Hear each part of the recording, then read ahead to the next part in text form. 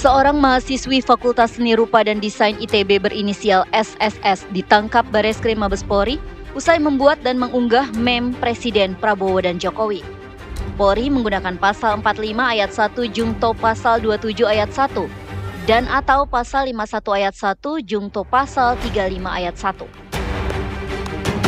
SSS terancam pidana penjara selama 6 tahun dan juga denda paling banyak sebesar 1 miliar rupiah. Semenjak ditangkap pada 6 Mei, SSS baru dilepaskan pada Minggu malam, usai Bareskrim memutuskan menangguhkan penahanannya.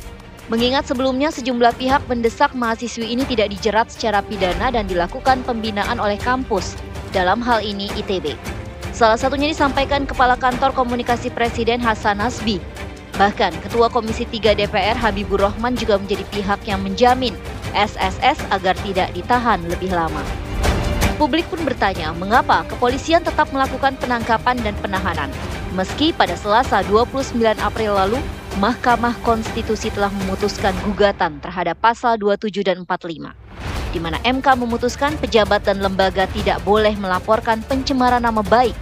Apakah kemudian putusan MK tidak berdampak signifikan terhadap penerapan Undang-Undang ITE?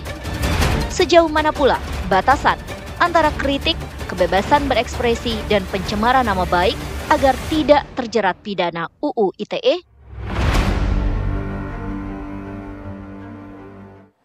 Ya, lagi-lagi kemudian masih banyak saja yang kemudian belum paham mana batasan-batasan kritikan, kemudian pencemaran nama baik maupun juga kebebasan berekspresi. Melihat dari kasus ini sejak ditangkap pada 6 Mei kemarin, SSS kemudian baru dibebaskan usai adanya penangguhan kasus oleh Bareskrim dan juga dilepaskan pada 11 Mei kemarin. Mengapa kemudian SSS sudah ditetapkan sebagai tersangka jika kemudian akhirnya kasus ini ditangguhkan? Belum lagi kemudian mengapa SSS kemudian bisa memiliki motif untuk melakukan hal ini. Betulkah ini masuk dalam delik dan juga merupakan pencemaran nama baik dan bahkan juga melanggar Undang-Undang ITE? Kami akan membahasnya secara lengkap bersama dengan sejumlah narasumber. Kami sudah hadir semuanya bersama dengan saya saat ini di studio Apa Kabar Indonesia Malam. Sudah bergabung bersama kami ada Irjen Pol Purnawirawan Arianto Sutadi, Penasihat Ahli Kapolri. Selamat malam. Sudah hadir pula ada Irjen Pol Purnawirawan Arief Wicaksono, Ketua Kompolnas. Assalamualaikum. Dan juga ada Mas Aristo Pagaribuan, pakar hukum pidana UI. Selamat malam Mas Aristo. Selamat malam Mbak Maria. Oke, saya langsung ke Anda nih Mas Aristo. Oh, siap. Kalau Anda melihat Mas pasti memantau betul bagaimana kemudian kasus ini berjalan. Kemudian kemarin ditangguhkan. Tapi kita coba ingin lihat dulu prosesnya. Dari awal sejak dilaporkan oleh pihak ketiga, meskipun ini merupakan delik aduan sebenarnya, hingga kemudian proses penetapan tersangka. Anda melihat sudah tepatkah atau justru ada celah di sana? Begini, yang pertama saya koreksi dulu, ini bukan delik aduan. Kenapa bukan delik aduan? Karena yang dipakai adalah pasal 27 tentang muatan elektronik yang melanggar kesusilaan. Itu yang pertama. Yang kedua tentang manipulasi informasi elektronik sehingga itu seolah-olah terlihat asli. Nah, aplikasinya begini. Jadi pertama foto meme tadi ya, Prabowo dan Jokowi itu kan yang sedang berciuman itu dianggap melanggar norma kesusilaan. Nah, di sini tadi Mbak Maria mengatakan di mana sih batasnya. Nah, disinilah norma kesusilaan ini bisa ditarik ke kiri, bisa ditarik ke kanan. Karena undang-undang mengatakan norma kesusilaan itu tergantung dari moral judgment masyarakat. Ini kan sesuatu value yang sangat abstrak. Tergantung siapa yang menilai ini pantas tidak pantas. Lagi-lagi ini masih Swiss di rupa nih.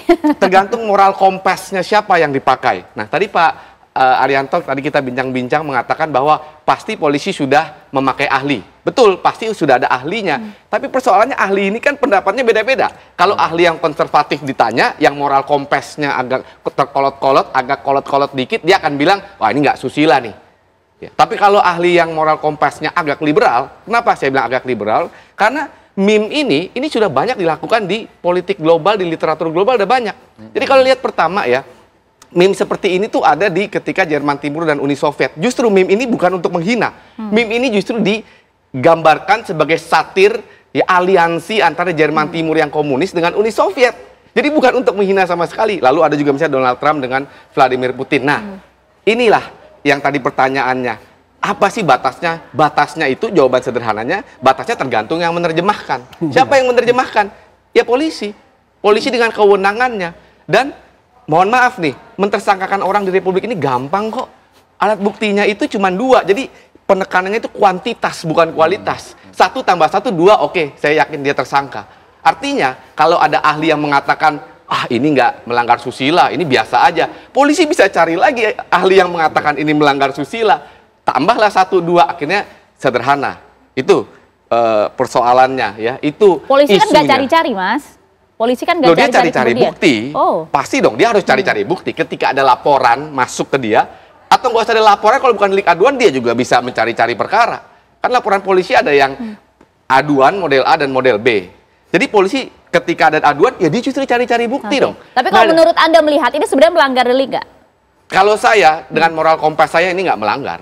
Kenapa? Karena yang digambarkan itu, ini bukan soal kesusilaan, mens reanya untuk melanggar kesusilaan, jadi niat jahatnya untuk menyebarkan informasi yang porno begitu ya, yang tidak sesuai dengan moral kompas Indonesia, menurut saya nggak ada. 1. Yang kedua, ketika manipulasi ini artinya mau menipu orang, seolah-olah informasi ini asli. Saya pikir nggak ada niat jahat ketika misalnya Mbak Maria melihat foto itu, Mbak Maria langsung dalam pikiran, oh jangan-jangan ini terjadi beneran ciumannya. Kayak saya rasa sih nggak ada. Jadi moral kompas saya, kalau saya ditanya misalnya oleh polisi, saya di BAP oleh polisi, saya katakan tidak ada delik yang terpenuhi. Tapi tadi yang saya katakan, polisi bisa cari karena sistem pembuktian kita yang menekankan kepada alat bukti yang kuantitas ya, 2 alat bukti. Bisa tersangka, ya cari orang lain yang bisa bilang itu melanggar delik kesusilaan. Gitu, jadi ini yang membuat ke kiri ke kanan gitu loh. Nah itu dia Pak Arianto, biar nggak ke kiri ke kanan bagaimana Pak Arianto? Enggak, ini memang kasusnya ini adalah delik yang bisa ke kiri ke kanan. Makanya itu Amnesty International kan minta itu diputuskan pasar karet dan sebagainya. Tapi kalau saya pribadi, delik itu nggak bagus kalau diputuskan, karena itu nanti tidak ada lagi rambu-rambu orang menyampaikan pendapat ya. Orang menyampaikan pendapat, bebas berpendapat, tapi mesti ada rambu-rambunya dong. Contohnya yang paling banyak ya, demo nggak boleh lebih dari jam 6 malam. Kenapa? Nanti ganggu ketertiban dan sebagainya. Tidak boleh tempat ibadah. Kan itu ada rambu-rambunya. Sama juga dengan ini, bunyinya orang mengkritik itu. Kalau dulu pidana itu cuman deliknya cuma kira aja. Kalau ngeritik itu nggak boleh keras-keras gitu ya. Bunyinya kan kayak gitu ya, dulu penafsirannya cuma kayak gitu gitu. Nah itu untuk apa? Untuk membatasi supaya kita itu masih tetap tidak menimbulkan keonaran kan gitu. Sepakat. Itu tujuan hukum kan gitu kan. Tapi kan tadi Pak Aristo menjelaskan bahwa ini nampaknya nggak melanggar kalau menurut saya. Kalau dari kacamata seorang Aristo gitu. Kan gitu. Tapi polisi ini sebelum menangkap kalian udah pasti, saya udah nganjurkan ya. Setiap nangani kasus yang kayak gini ini sangat rawan gitu ya. Misalkan ada ustadz itu mau agitator apa, cari saksi ahli dulu. Statementnya ini masuk dalam ini unsur ini enggak. Begitu itu ada berarti polisi sudah punya bukti awal dong bahwa itu ada bukti awal untuk cukup untuk menentukan dia tersangka. Itulah yang dipakai gitu. Adapun nanti ya penyelesaiannya itu tuh dimana nanti apa harus pakai hukum apa tidak, itulah yang kita lihat sekarang ini gitu. Kan kemudian sekarang kan DPR sendiri minta itu supaya dibina, kan gitu kan. Ini supaya dibina, enggak apa-apa kalau menurut saya. Tapi polisi yang menangkap kemarin itu menurut saya sudah tidak salah. Dia sudah tepat ya, sudah sesuai dengan aturan hukum yang ada dan KUHP yang berlaku sekarang ini gitu.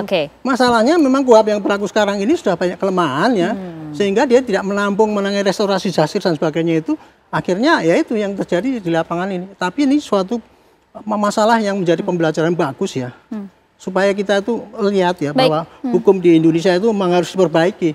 Ini KUHP mau dirubah, mudah-mudahan nanti perubahannya sangat signifikan. Menampung RJ ke situ dengan secara total sehingga kita tidak bingung, polisi tidak bingung dan kemudian tidak. Secara prosedur sudah sesuai, sudah tepat, tidak ada celah. Kompolnas bagaimana melihat ya? Ya terima kasih Mbak Maria. Jadi memang yang disampaikan Pak Arianto dengan Pak Aristo itu saya sedikit agak berbeda. Karena kan memes yang dibuat itu kalau diterjemahkan dilihat oleh siapapun juga, itu pasti punya interpretasi yang ya ke arah yang tadi itu. Asusila. Benar. Nah, sayangnya mahasiswi Triple S ini, mohon maaf, Triple S kan, ini kan beliau kan mahasiswi seni rupa, desain. Itu dia. Ya kan? Nah, kok yang dibikin kok yang itu? Kan di Indonesia sebagai negara yang menganut adat ketimuran, kita kan punya norma-norma. Kita punya norma-norma. Itu yang digambarkan itu adalah orang tua kita. Orang tua dari 275 kurang lebih juta rakyat Indonesia. Nah, ini yang mesti dimaknai.